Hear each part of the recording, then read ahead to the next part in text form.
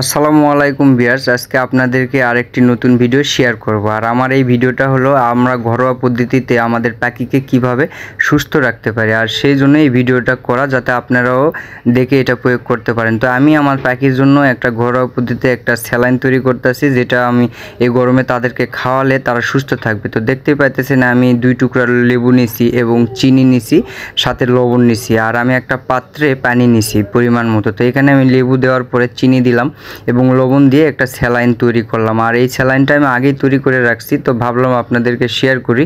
এই জন্য আপনাদেরকে দেখানোর জন্য আমি আবার এটাকে মিক্স করলাম অল্প অল্প করে। তো দেখতে পাইতেছেন আমার সব মিক্স করা শেষ হয়ে গেল, তো আমার স্যালাইন তৈরি হয়ে গেছে।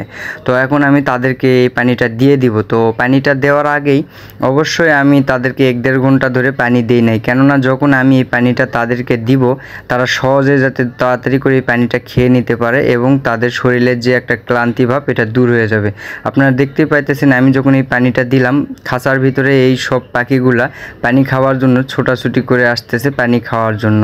তো এই পানিটা তারা সব খেয়ে নেবে, আর খেয়ে নেওয়ার ফলে এই গরমে তাদের শরীরের যে ক্লান্তিটা এটা দূর হয়ে যাবে। তো এমনিতে আমি খাঁচায় কোয়েল পালন করি, আর খাঁচার মধ্যে তারা এমনি সুস্থ আছে, যেহেতু লিটার নেই, গরমের তাপমাত্রা একটু কম, তারপরে আমার কাছে মনে হইতেছে খুবই গরম, কেননা আমি ছাদে কোয়েল পালন করি। আর মাঝে মধ্যে আমি তাদেরকে বাইরে রাখি যাতে রোদ পেয়ে তাদের শরীরে একটা এনার্জি আসে, রোদও তাদের জন্য দরকার আছে। তো এই জন্য আমি মাঝে মধ্যেই এই স্যালাইনের মতো পানিটা আমি তৈরি করি ঘরোয়া পদ্ধতিতে।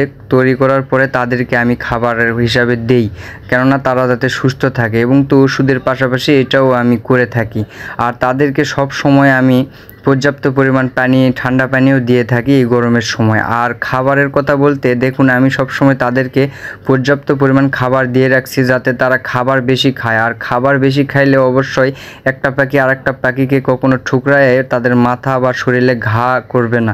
এই জন্য আমি এই ধরনের কাজ, ছোটোখাটো কাজ করে থাকি আমার এই কোয়েল পাখির জন্য।